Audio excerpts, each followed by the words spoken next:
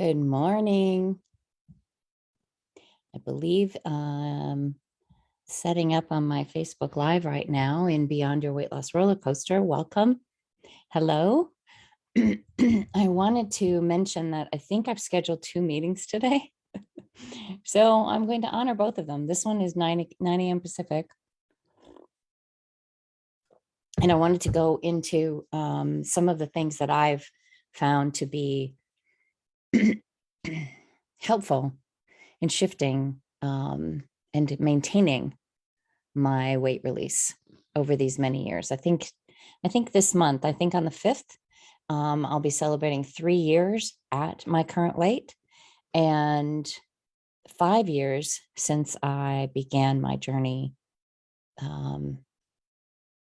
of releasing 170 pounds. So if you have any questions, you can also hop on the Zoom link. I'm currently on Zoom right now. The Zoom link is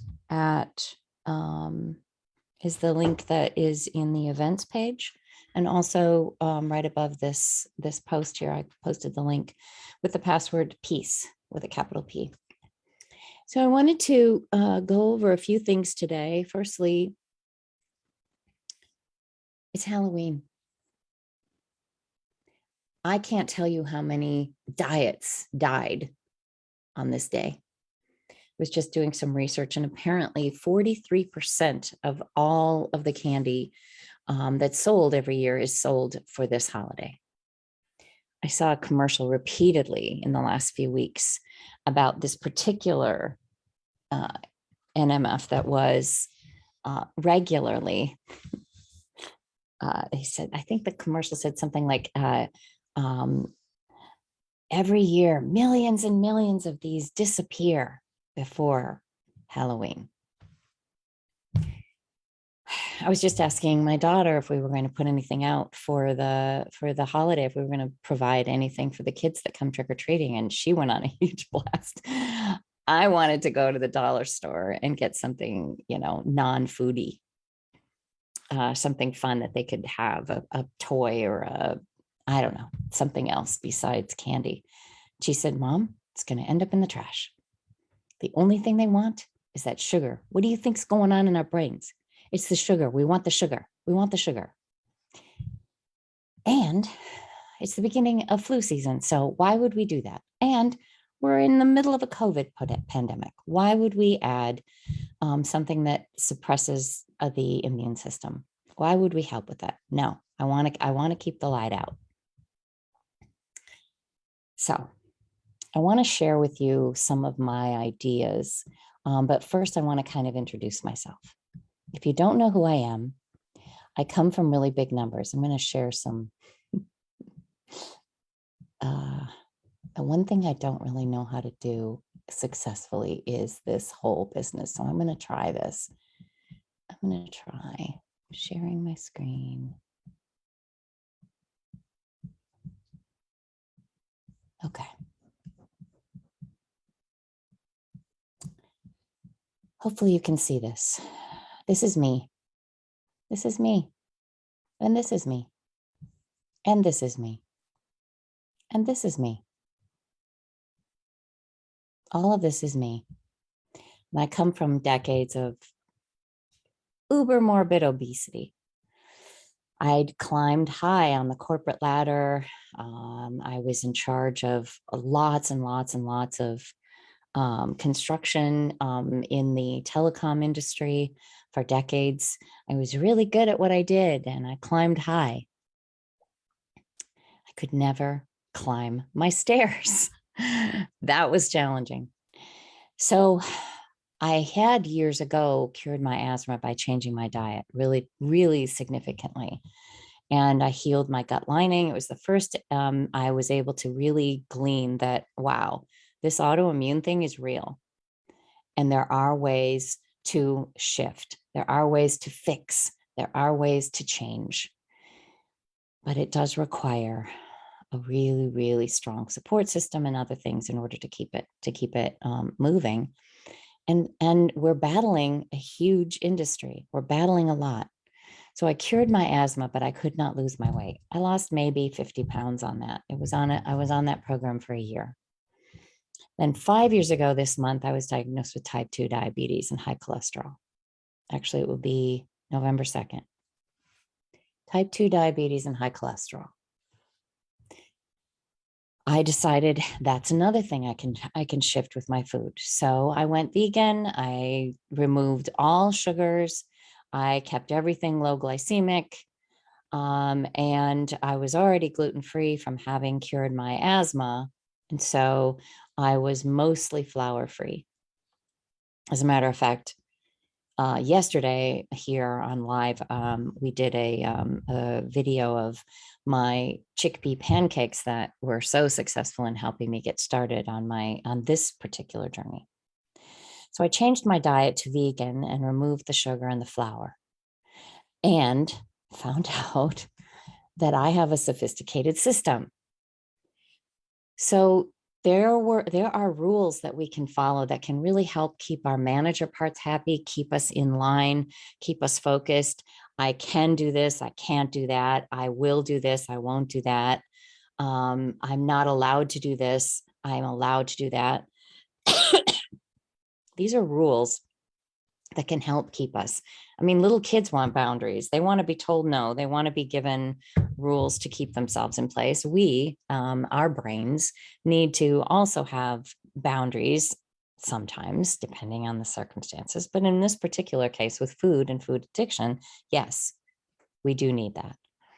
So I'm curious, as I was going through this process, I found out early on that I was really resistant, I think is a better word. I was really resistant to checklists.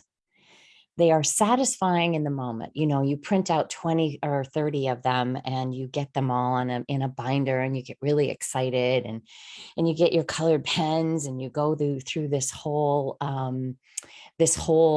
I don't know, you get these colored pens and you get everything all ready, and you put it by your bedstand, and then day one, you maybe fill it out, or you fill it out and realize, oh my gosh, I forgot to do this. It really can mess with you. There are some of us that really love to have that checklist, love to have those issues, love to have it's very satisfying. There's a hormonal release from that satisfaction. And think about the other side of it too. If you're constantly battling, I never do my morning, I never do my evening routines, I don't have enough time, or I don't make enough time, or I'm bad. These can be really debilitating. And these are the little things that can derail us. So if you think about you as a person, do you really get excited about those checklists and what is on them, and whether or not they're going to work for you? If there's one thing that you can add to the day, think about that. Is that easier than thinking about trying to figure out all these different checklists and all these different components? Hi, Becky. Hi, Cheryl. Hi, Debbie. So these checklists can be really helpful, and they can also derail you without even realizing it. How do we get the checklist to be a positive or an enhancer? That's what you want to do. That's what you want to think about. Each one of us is our own sophisticated system, and we cannot get plugged into a cookie cutter approach. That's one of the reasons so many of us derail. Meditation is another one. Meditation can be really, really, so healing and supportive. We hear about it all the time. We hear about, these next level, raising beyond the ethereal plane, going to that Zen place. We hear about it all the time. But what's fascinating about meditation is that we have to sit quietly. And do you know what happens when we sit quietly? God bless us. When we sit quietly, our default mode network opens up. And I'll go into a little bit more detail about that in a little bit. But in essence, that voice, that inner voice that you hear when you're sitting quietly and you're trying to quiet that voice, by focusing on your breathing, or by focusing on your belly button, or focusing on a point in front of you. The problem is that that default mode network can be incredibly loud. So I have a lot of ideas around meditation, and I'll go through those on another day. But just suffice it to say that the default mode network, which I'm going to talk about in a little bit, really can derail that meditation. It's not your fault. It's not your fault. Exercise. There's all the science that says exercise doesn't have anything to do with how much we lose.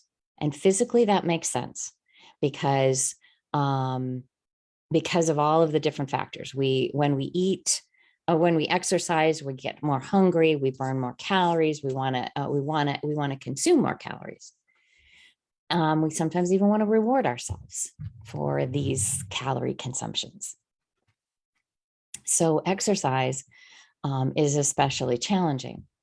However, when we're in weight loss, when we're letting go of that food addiction, when we're struggling with the cravings and the things that are going around us, all this, exercise can be incredibly supportive. That's shown to help with our mental health. It may not shift our physical, but it's really important for our mental health. So figuring out a good balance and adding exercise back in can be beautiful. The other problem is that when we're consuming so many calories, when we've got dopamine hit after dopamine hit, an overload of dopamine, we don't have leptin production. Leptin production happens at the end of a meal when we're ready to get up and go. But it doesn't happen if we have an oversupply of dopamine. That starts to happen. For me, it happened about 1.5 years after I'd been releasing weight. That's a long time for leptin to be dormant. It was actually dormant for decades. So adding back exercise can require willpower. So I like to call it movement. Adding back movement and not calling it exercise. Movement can be incredibly helpful. There's something called non-exercise activity thermogenesis, where you have incremental movement throughout the day. It's an incredibly helpful component. When we've been on the weight loss roller coaster forever, I had yo-yo dieting, and when I was on the weight loss plan for over 1 year, my metabolism slowed way down. My body just kept thinking I was starving. I never changed the amount of food that came into my body. I never changed the caloric intake. It never fluctuated. So my brain kept thinking over and over again, she must be starving. So that movement, that non-exercise activity thermogenesis, look under NEAT, N-E-A-T, that movement was incredibly important for me in order to get back to raise my metabolism. Really important for people coming from big numbers. It's something that isn't talked about very much. And I think it's a really important aspect to not let go of. Sometimes we're just a round peg in a square hole. Sometimes the rules that we feel like, well, just follow the flippin' plan. I'm sorry, it doesn't work that way. And when we've been struggling, or when we've gained some weight back for whatever reason, and going back to the weight loss plan, our brains aren't ready for it. I have a whole lot of recommendations around that. And as I mentioned, coming from big numbers, it can be incredibly challenging. Incredibly challenging to go through this long slog. Don't even get me started on people that are taller, or people that are really, I should have not ever been on the weight loss plan. When we lose that much weight that quickly, it can be very challenging. So I have a lot of recommendations on where to go with that. And if you have some questions at the end, I'll be happy to answer them. We have a sophisticated system. There are certain people whose brains are activated for addiction. They're literally charged. They're literally firing and wanting. And our brains, God bless them, are always talking to us and asking us to do things. So we have physical cravings, yes, but we also have emotional cravings. So when you can get rid of the physical cravings, it can really help. The processed foods industry is designed around improving and increasing those physical cravings. That's their job. They want you to buy more. They want you to eat more. I wish they were worried about our physical and mental and emotional health, but they're not. So there's a lot of reasons beyond that physical craving. So think about it. How long does it take to really let go of a sugar addiction? Sometimes 5 days, sometimes 7, sometimes 12, sometimes 14, sometimes 30 max. That physical craving is gone. If you completely abstain from it, that physical craving goes away. But then why do we go back to the food? If it was only about that brain thing, we wouldn't need to go back to the food. We wouldn't ever want to go back to the food. Why do we go back to the food? So many other reasons. It's so complicated. So that little thing called emotions, to say that we're emotional eaters, to me, sometimes makes us feel small and weak and unable to control ourselves. No, it's just a tool that we have used for decades, just a tool, like a screwdriver or a hammer. It's just a tool to deal with the emotions that are coming up. For whatever reason, we used our own systems when we were growing up to help calm and moderate and caretake, and we left ourselves out of the equation. So our emotions got dealt with by getting stuff down. So now, guess what? God bless us. When we get rid of the sugar, guess what? The emotions come out. And we might as well be toddlers. We might as well be having a temper tantrum because we do not know how to handle these things and they don't feel good. These emotions don't feel good. Sometimes we eat because we're too happy. Sometimes we eat because we're too sad. The emotions are a thing. And I believe very strongly how important it is to deal with these emotions.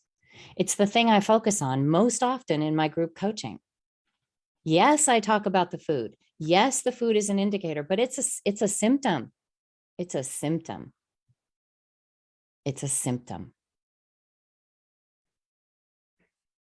These emotions come up for us, and we get to learn how to deal with them. That's the growth opportunity for us. So in my group coaching and in Patricia's group coaching, we deal with these issues on a one-on-one basis and in small group environment. It's a beautiful place. We go back to the food for all sorts of other reasons. Right now, stress is massive and it's constant and it's bombarding us from all different directions.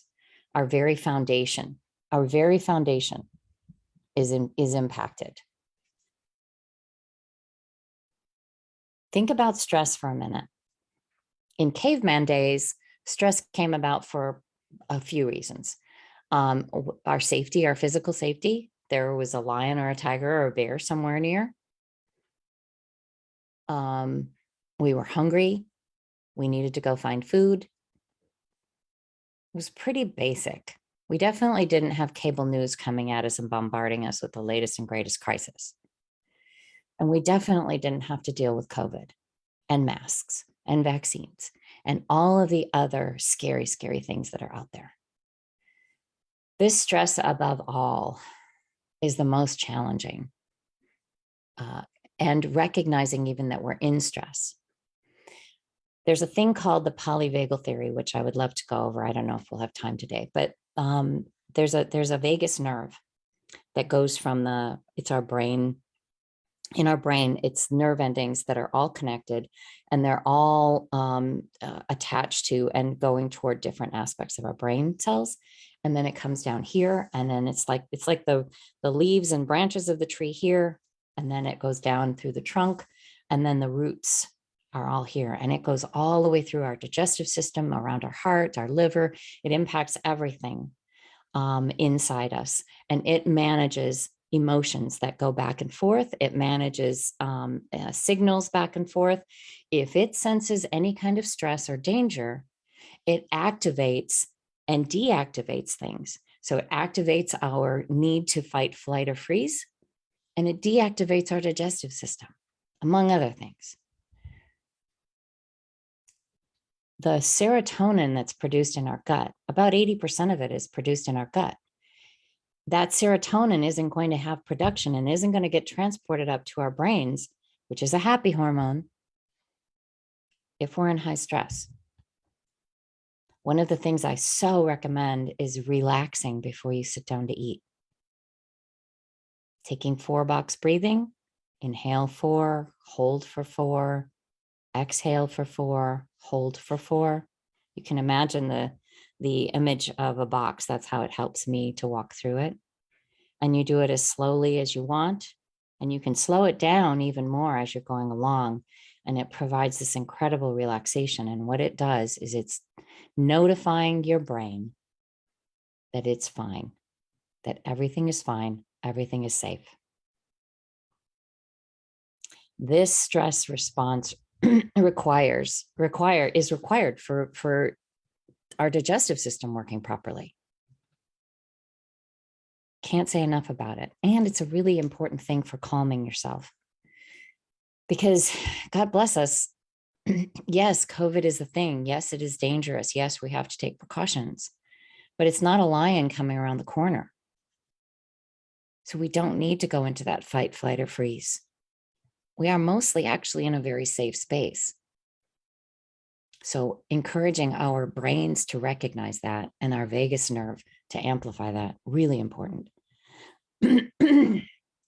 Another thing about our sophisticated system and going to food, how many of you at some point or know somebody who quit smoking? One of the major things, yes, there's a physical problem with quitting smoking, but there's also the locale. So if you're sitting in your car, a lot of people lit up as soon as they got in the car or as soon as they got on a telephone conversation. So those activities were linked to that food or to that cigarette. And they had to change. Some people got my friend got a swizzle stick or a can't think of the word, a straw to chew on to help her stop smoking. And in those moments, so think about the times when you automatically go to food and you don't even think about it. Like when you're sitting down to watch TV, or when you go to a movie, or when you're on a long car ride. There are any number of places where you would go to the food.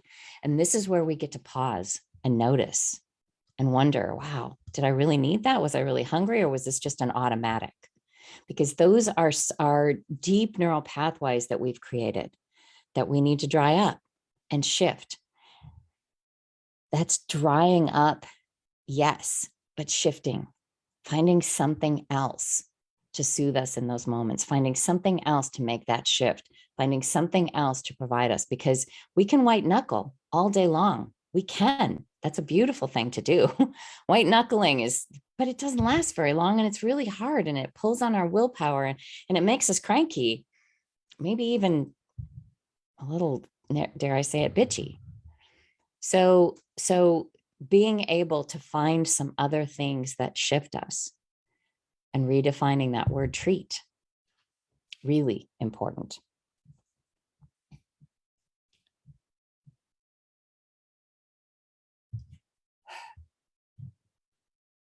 I've called myself a sophisticated system for a long time, thanks to my dad.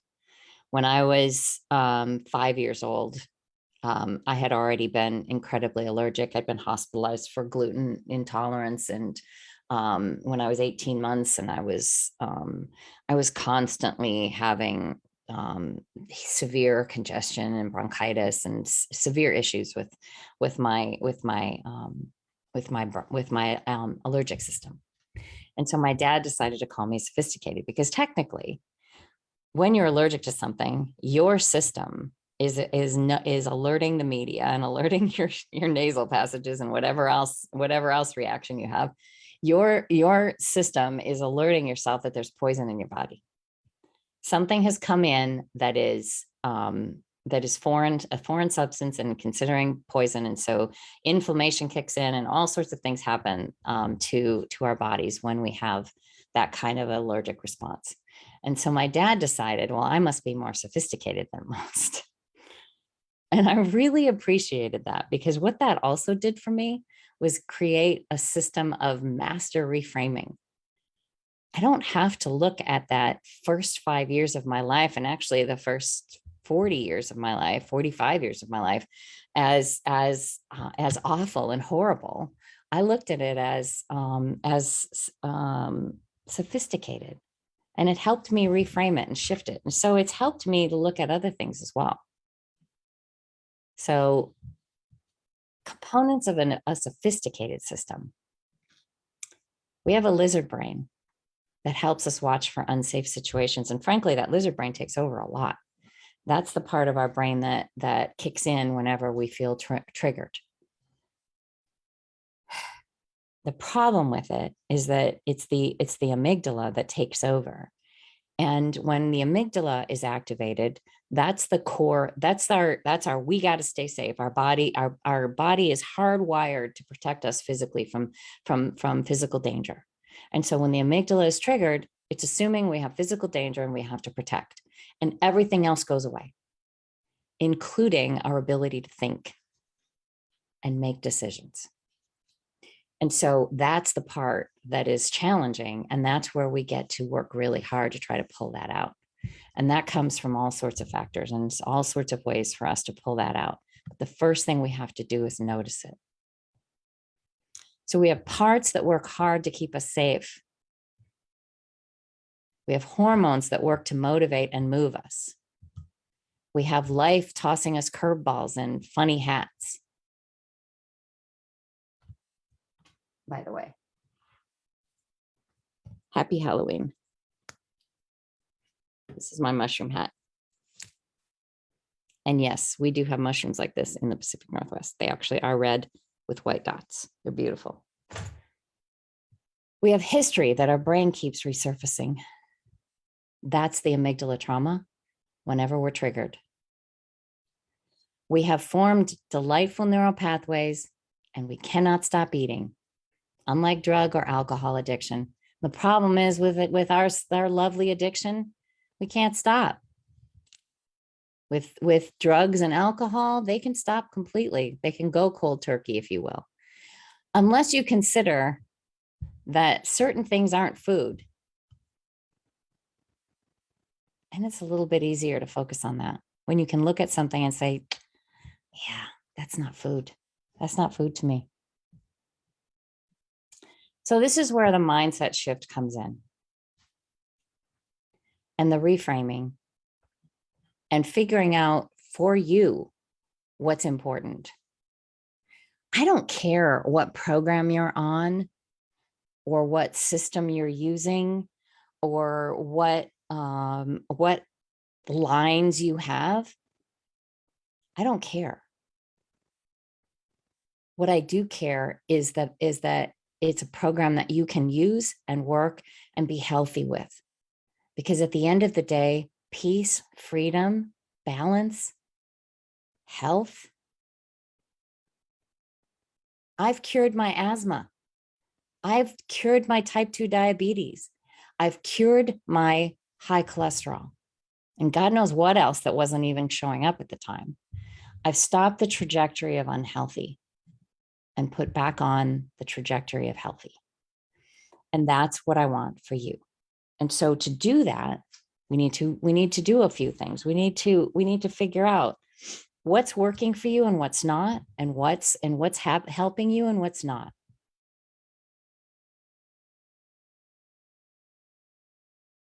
And that's a really challenging thing to figure out what's helping you and what's not. One of the things I can tell you for sure is if you think you're breaking the rules all the time, that's not helping you. Beating yourself up is not helping you.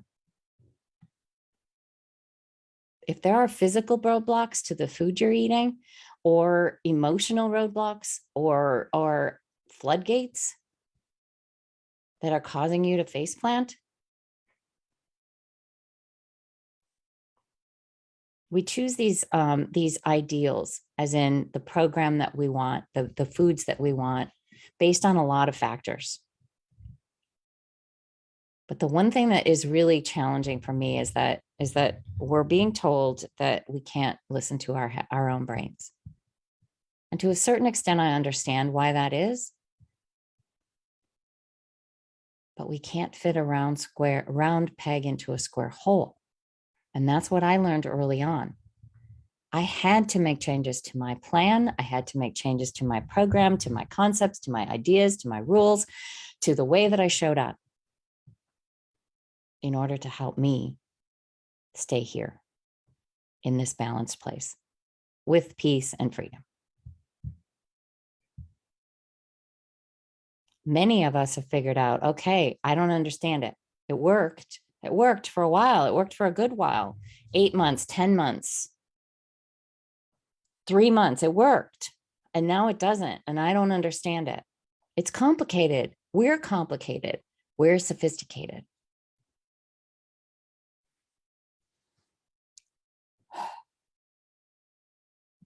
There's a lot that I can talk about here today. I don't know what time it is. What time is it? It's 9:30. I'm going to ask, does anyone have any questions at this point? Does anyone have anything they'd like me to go deeper on? Because I have so much information, so much I've learned. Is there a problem or a situation you're encountering that you'd like to talk about? Is there something I've shared today that you want to ask more questions about?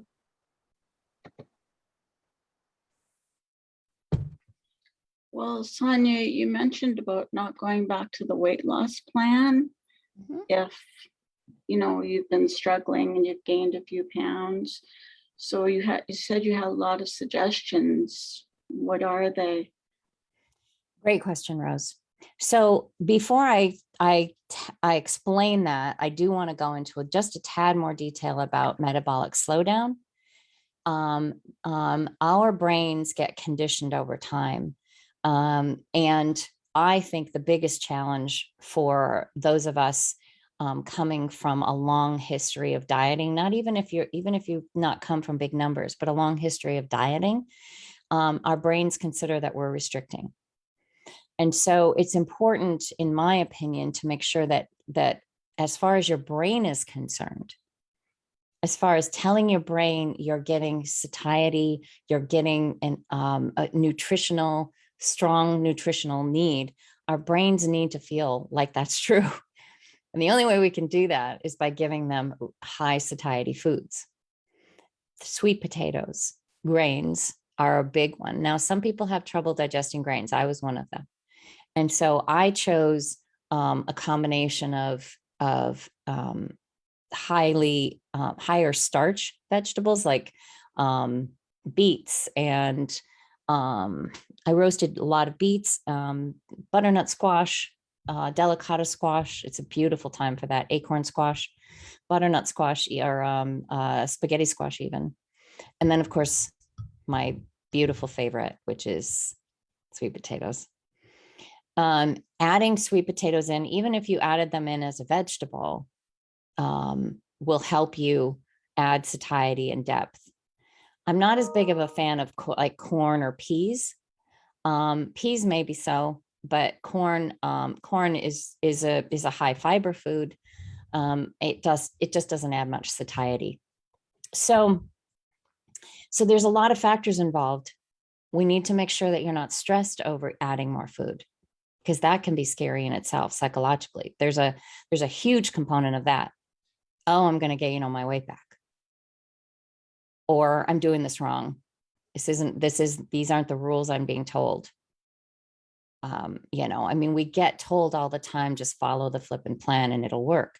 Well, I'm telling you that it doesn't always work. And it's because of these things that I've been talking about today. So each person is individual. I can tell you that the other issue that I find really challenging is solving one problem at a time. because a lot of times people get to a place where they've gained some weight back and all they want to do is get it off. And I totally get that. There's even some fear that you won't ever lose it again. And a part of that comes from the metabolic slowdown. You don't feel the work you're doing isn't showing on the scale, for instance, or the work you're doing doesn't feel like it's making a dent. And then why are we doing it? So the metabolic slowdown is a big factor. And we have to be patient. I recommend solving one problem at a time. If you've been overeating, start with making sure you have enough food in your plan that's nutritional and healthy. It may feel like too much, but it's the same thing as if you had to run 100 miles. You're not going to do that all in one day. You're not even going to do that in 10 days. You're going to do that over time. And if you're like me, you've been battling this weight business for decades. So if you can consider that for a time, you're going to balance and stay at a certain place so that you can get your peace back and your strength and your automaticity. And then you can tweak the plan. Your brain is also being given an opportunity to relax and say, oh, I guess she's not starving. So my recommendation in general, which I hate to do, is to add, and because none of us are the same. We're all the same mindset. We're all here for the same reason, but we're all different. I'm 5'3".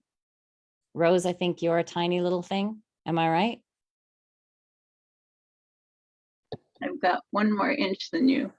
I'm 5'4". Seriously, that is so funny. I've always considered you tiny, tiny, tiny. So, I'm 5'4". so funny. Do you mean you would tower over me, Rose, if we were standing in the same room? I'm 5'4" tall. What are you? I'm actually, according to the last, I'm 5'2 3/4. Dang. So I'm not even 5'3" anymore. Although I like the idea of 5'2", although I don't have eyes of blue. I like the idea of being an even number instead of an odd. So weird what we do with numbers, isn't it? So for your question, Rose, in my humble opinion, I would absolutely have a grain at lunch and dinner. Absolutely, without question.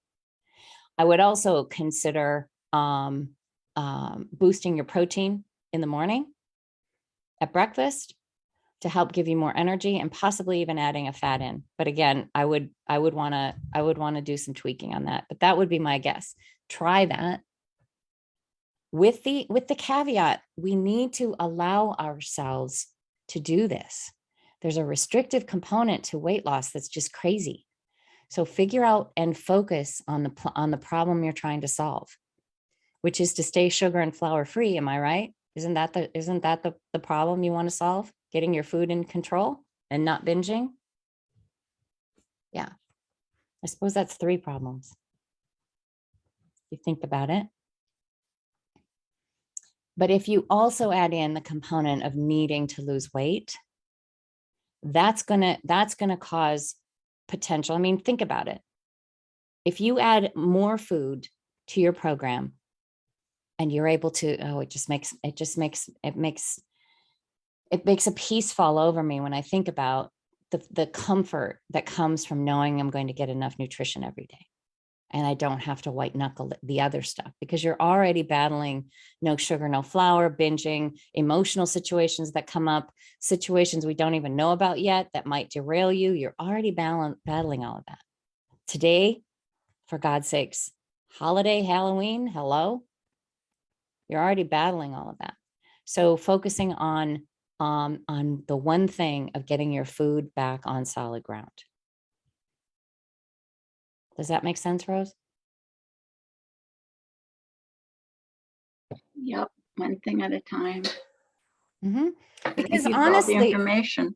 Well, right. And when we're eating this healthy food, okay, we may not be losing weight. And honestly, I have found people start losing weight because their bodies are finally like, oh, I don't have to hold on to everything. That's what metabolic slowdown is. They literally hold on to those fat stores because they're worried. It's crazy. It's crazy what our brains do. It is not calories in, calories out. No, it's not. So thinking about getting your brain to a place where it's balanced and comfortable and you can handle the food plan, you can deal with the food plan and all the struggles that come with it, the preparation. We eat so healthy, better than 99.9% of the population when we're eating this way. But it takes time, it takes effort, it takes focus, and it takes planning. It's a lot. Then let's add in white knuckling and hunger all the time. Oh. On top of which your brain, if you go back to a weight loss plan, your brain is going to assume that you're starving and is going to continue to hang on. I get kind of preachy about this. I'm sorry. It's just so vehemently important to me that people hear this, especially if you've come from any kind of big numbers or if you've been on this diet. I don't know of anybody that comes here that hasn't been on this roller coaster for decades. And so our brains are just like so exhausted. There was this movie once with Ed Asner and Susan something where they were lost on a mountain and they didn't have any access to any food. It was the middle of winter. And they didn't eat anything. They just fasted the whole time and they lost all this weight. Okay, that's pretty strict, but that's what our brains are thinking, that we are starving, and their brains only use their fat stores when it was last resort. Because their brains had to keep the bodies warm and keep them moving, keep the heart beating. So it's going to lower your metabolism. So doing things also that would be fun, movement, fun movement. I don't want you to consider exercise, but fun movement. You know, for me, it's dancing. I turn on some really fun, funky music and I start dancing.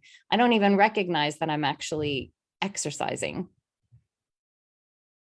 But you get a playlist going that gets you hopping, and do one song every hour and dance to it. That raises your metabolism way better and way faster than doing 45 minutes of cardio in the morning. And it's a lot more fun. I can suggest some music. I have lots of ideas.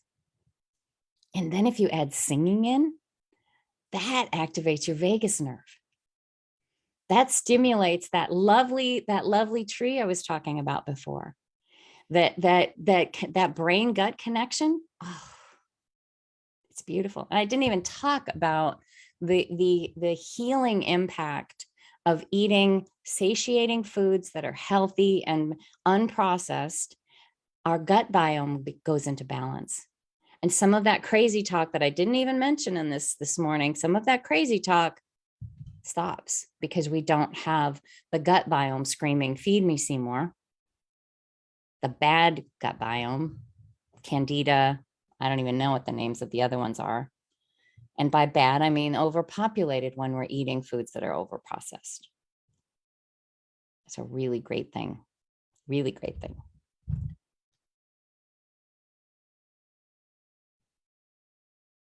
Did I answer your question, Rose? Probably like spewed all over it.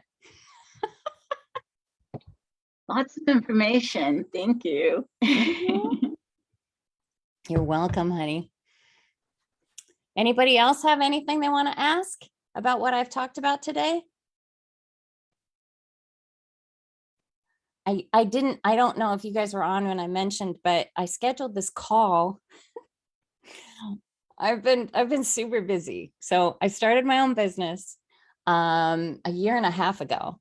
And I do both private coaching, and I have a membership group that is delightful and wonderful, and we meet multiple times a day to give support to each other. I just, by the way, added another call in the evenings. It's now 7 p.m. Pacific. That'll start Monday through Friday. So we have 4 calls a day now. I'm going to see how that works. They're short. They're designed around connection, trusted community, creating a way for us to just do what we're doing right now, looking at other people's faces and getting acknowledgement and support and recognition that we're not alone. It's an emotional boost and a hormonal boost that we need, because we're removing that big, big boost that we get from anticipating the foods that we used to eat. So where was I going with this? I was trying to say something. So I've been really busy. So I scheduled this call. I scheduled this call thinking, oh, I want to hit it early on Halloween, so everybody is, has some ammunition for their day. And then a little bit later, I was thinking about it, and I thought, well, maybe it's better in the afternoon. I don't want to make people feel like they're missing out on their worship. And so I scheduled another one for 3:30 this afternoon. So there's going to be a second call today. I decided when this one popped up about 45 minutes ago, I thought, oh, I guess I probably could do this. I'm prepared. So there's going to be a second call later. And it's a good day for that. It's an important day. The other thing I'm doing is small group coaching, and I'm really pleased about that. I wanted to find something that was economically feasible for people, and also providing something you can't get from one-on-one coaching. It's individual in the coaching time. There's 90 minutes. There's max 6 people on the call, and you get approximately 12 to 15 minutes per person. And so you get time to talk about your individual week and your individual stuff. And then I help, and then I provide one-on-one coaching. And you also get to hear what other people are doing and get the support from other people in that small group, which is really challenging for some who are either isolators, which is, in my opinion, pretty much everyone that has a food addiction problem is an isolator. We're isolators. We go to the grocery store and we assume people are looking at our carts. We go to the buffet and we assume people are looking at our plates. We go to the store and we assume all of the people there are judging our size. Coming from big numbers, that I always felt like that. And I felt very alone in the sense that nobody looked in my eyes. When I released all the weight, wow, I became a person again. And that was pretty freaking scary too. People noticed me. So the small group coaching can be really helpful when we're isolators or introverts or both. And to have that small group where you can start to feel a good connection. So we actually start those this next week. And I'm pretty excited about it. We had a pilot program for 6 weeks that was really beautiful. And now we're starting this other. So if you want some more information, I can get it for you. Just direct message me. Anybody else have any questions for today? I think I covered 3 things.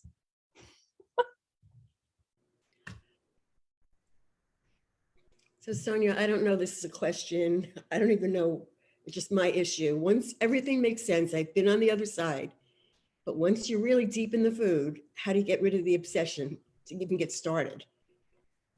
Because it's just a spiral. Yeah. Yeah. Everything that I once did and that you're saying doesn't work. Right. Completely get it. And it's not even about a specific food. It's like, it's happened because my brain just got into the food. So it's just like on automatic pilot. I could drive down a different street, so I'm not passing stores, but it's like I'm noticing what's going on. And it's like impossible first thing in the morning, the obsession, even under the best intentions. And I know I'm going to get through the day. Yes. So, I completely understand. And to me, this is like the biggest issue a lot of people face. They can't seem to get, and that's why I call this group Beyond the Weight Loss Roller Coaster, because that's what it is. You know, that you can hold on, if you will, hold on tight to the roller coaster for an hour or a half a day or even a couple of days, but then it feels like you're constantly being thrown off and tossed off, and you can't seem to stay on the trajectory that you want to be on. There are multiple components here, Cheryl. Firstly is getting rid of as many things as possible, as many things that that hit your brain center, that would hit you with the dopamine, because dopamine is an anticipation hormone. And it is a solution to most things. So getting rid of any anticipation needs. So if I were you, I would order my groceries online and have them delivered or picked up. That may be, I don't know if that's possible, but I would go there and stay completely away, as much away as possible from anything that's going to be a trigger.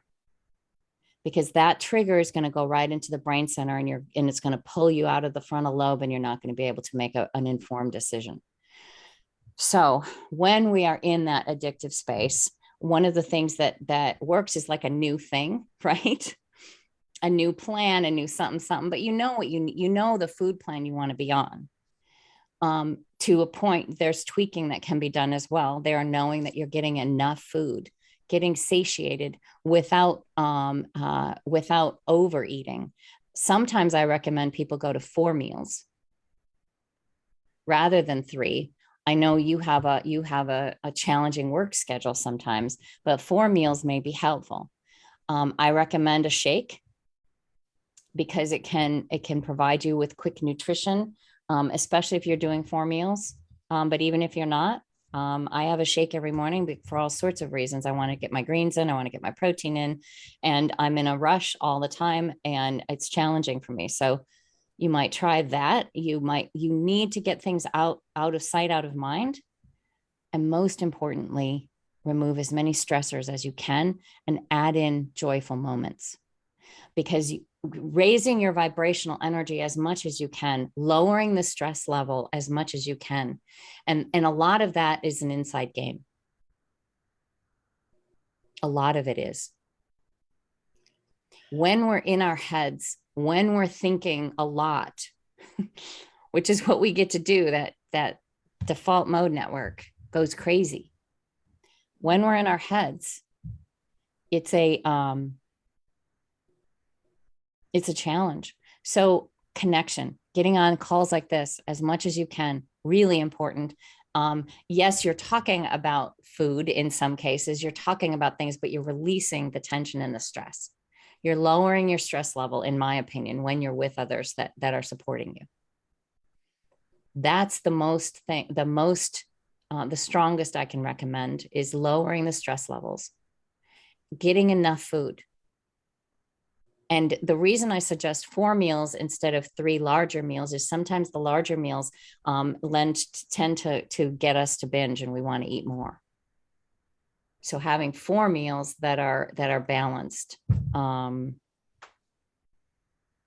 the days that you're able to do 4 meals, that's what I would do. And then figuring out what makes you happy and doing as much happy shit, excuse my French, as you can. And we can talk about this some more.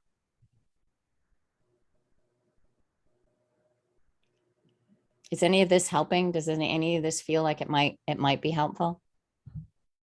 I know right now there's a lack of hope. Well, I just hate to be so negative. Eating anything sets me off. Mm-hmm. I don't eat in the house. That's not what triggers me. Just getting in the car.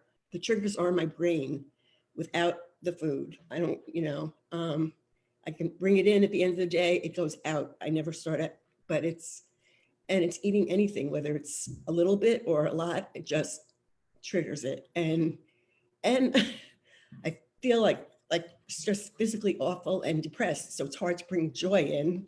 And I'm just worried. I understand that. I mean, like my back's gonna go. It's been holding up for a while because I've let everything go. Anyway, but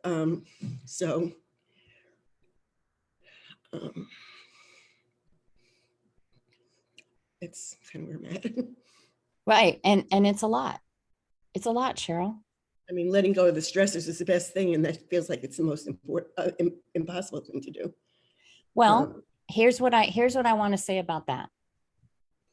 The physical that you're feeling right now, the physical concerns, that's the part that is fascinating to me about people eating, every now and then they'll eat something. They know it's bad for them. but they eat it and they make an exception. They know it's bad, but they make an exception because it's not going to kill them. The next meal will not kill you. The next 200 meals, maybe, the next 2,000. But right now, you feel like you're going down this road and you can't stop it. Well, I feel it physically, not just in my, I mean, it's not just thinking it. I mean, I feel like I don't want to move. I can't move. I'm just like, Yeah.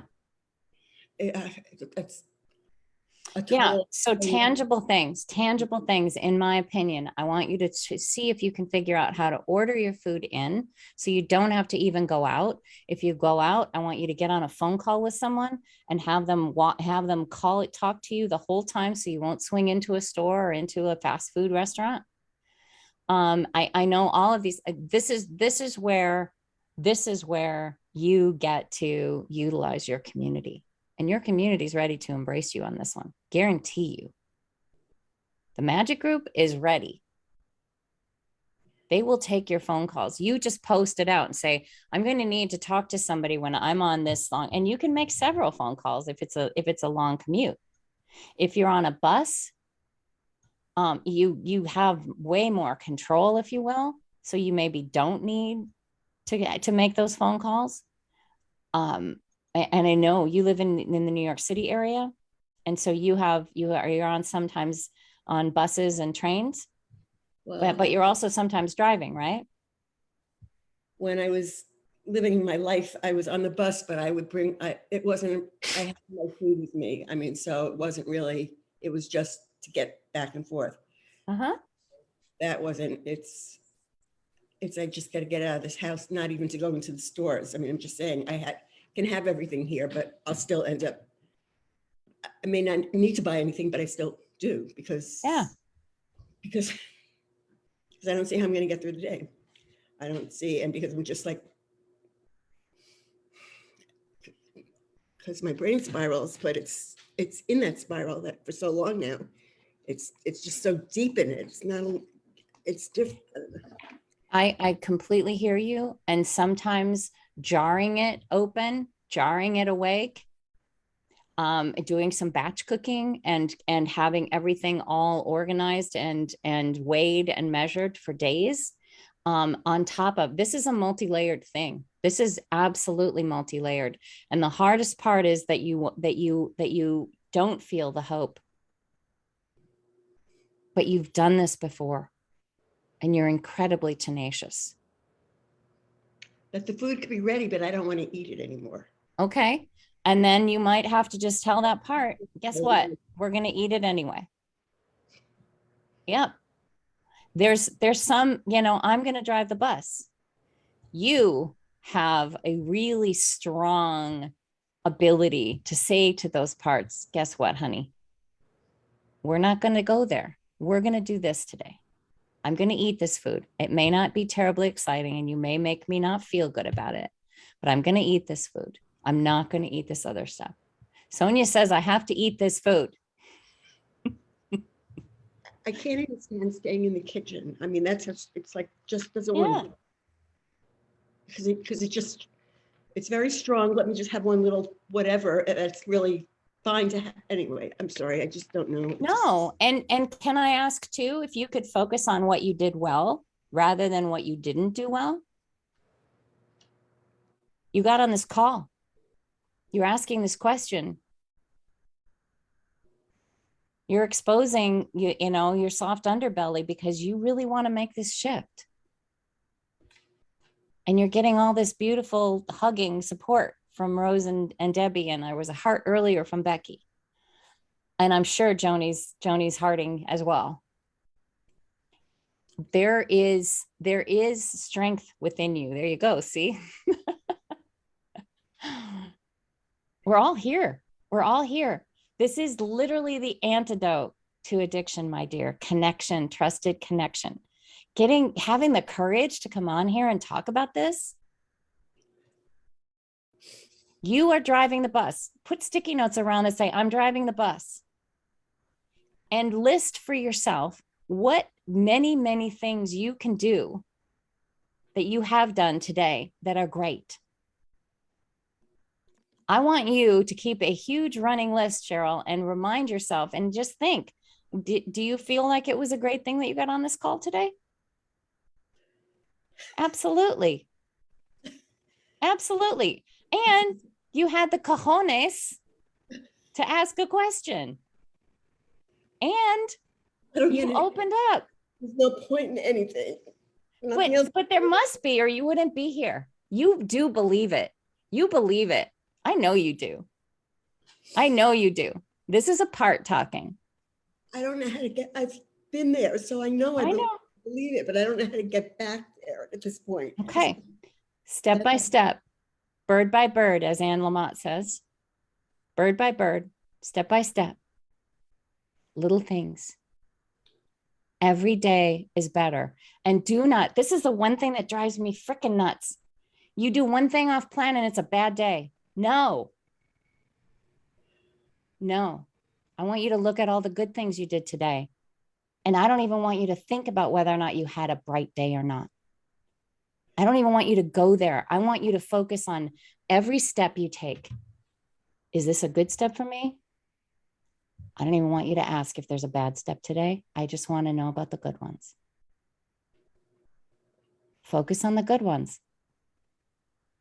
How difficult is it to climb out of the Grand Canyon if we're tired and exhausted and weak? But what if we have a bunch of people around us? And what if we step by step, just one step at a time, just one step at a time? That's all you need, my dear. You don't need to look at this long road. You don't need to look at the long road at all. Consider that you're driving at night with the headlights on, and all you want to focus on right now is the next bend in the road. And you don't even care what's on the other side of it. All you care about is the next step you're going to take. I want you to lighten your load. Don't look at this big, grand picture. Look at the next step in front of you and assume that your arms are around Debbie and Rose and Joan is pushing from behind.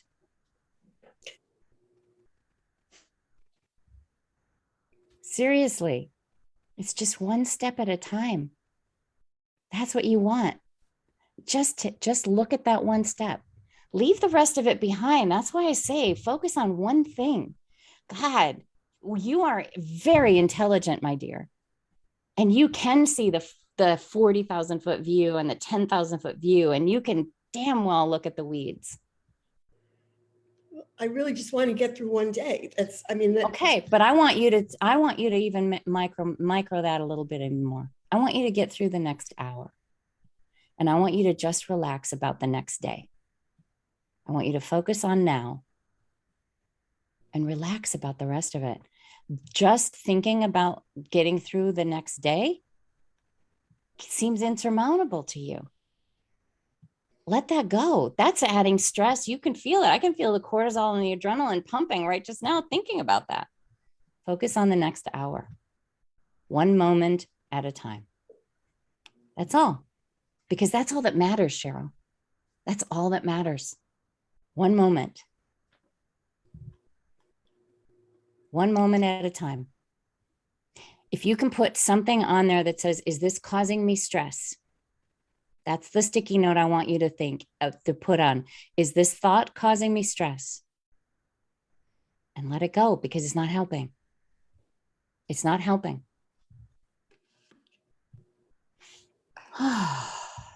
Thank you. Breathing. Breathing. Nasal breathing. That's even better.